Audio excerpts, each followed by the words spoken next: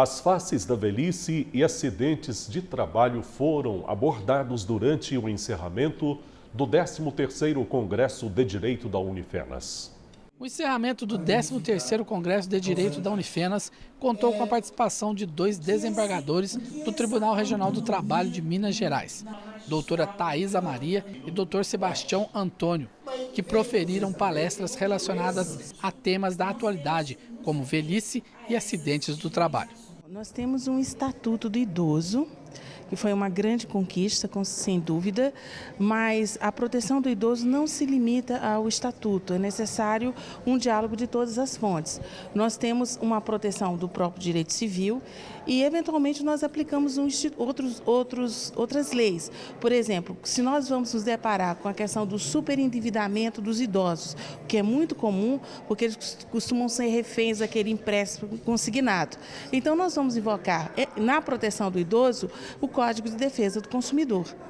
Então, nós temos o Estatuto do Idoso, nós temos a Constituição da República, nós temos o Código Civil. Então, é nesse diálogo de fontes que nós vamos encontrar a adequada proteção à pessoa no outono da vida, como eu costumo chamar, a velhice. Nós vamos falar aqui a respeito do volume de acidente de trabalho no Brasil, que ainda continua sendo um problema muito preocupante. Já foi pior, mas ainda é um problema muito preocupante.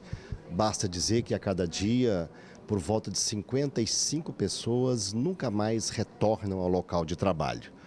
Em torno de 10 por morte e em torno de 45 por invalidez total permanente.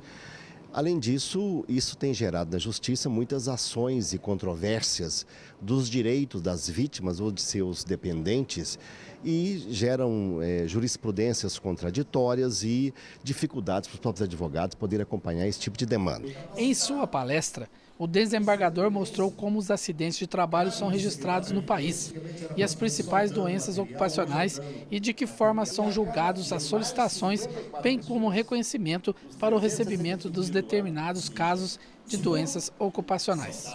No Brasil, podemos dizer que a nossa legislação de proteção à saúde do trabalhador é boa. A maior dificuldade é o seu cumprimento. Se nós tivéssemos que cunhar um lema, poderíamos dizer o seguinte: o lema agora é tornar real aquilo que já é legal. Porque o empregador, quando acontece o acidente, só ele desperta os vários custos que ele vai arcar e vai perceber que teria sido muito melhor fazer a prevenção do que a reparação do acidente. Felizmente, já vem despertando nas grandes e médias empresas, especialmente, uma consciência maior e os empresários estão investindo mais na prevenção. Até porque o conhecimento atual já indica que a grande maioria dos acidentes são previsíveis. E se são previsíveis, são também preveníveis. E esse é o nosso grande desafio do momento. A desembargadora doutora Thaisa destacou a realidade da terceira idade nos dias de hoje e como isso vem influenciando o convívio entre parentes e também na sociedade. E que o idoso, em muitos casos, continua fazendo parte, principalmente econômica, das famílias e sendo explorado em alguns casos. Na realidade, eu estou falando das várias faces do idoso na família. Porque o idoso ele tem vários papéis na família, ele não é unívoco. Muitas vezes é aquele papel em que ele é super protegido, ele é visto como uma pessoa frágil, às vezes ele é até infantilizado. Então, a reação da família em relação à velhice é a de superproteção. Outras vezes, a família, de certo modo, se cansa do idoso e o abandona. Não só materialmente, mas às vezes moralmente e afetivamente.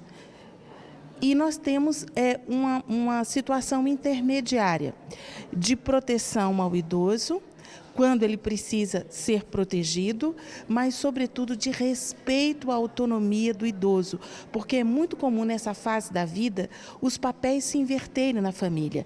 Os filhos começam a atuar como se fossem os próprios pais. E o idoso, ele é restringido na sua autonomia, na sua liberdade de construir a sua vida e viver plenamente cada dia de sua vida até o último.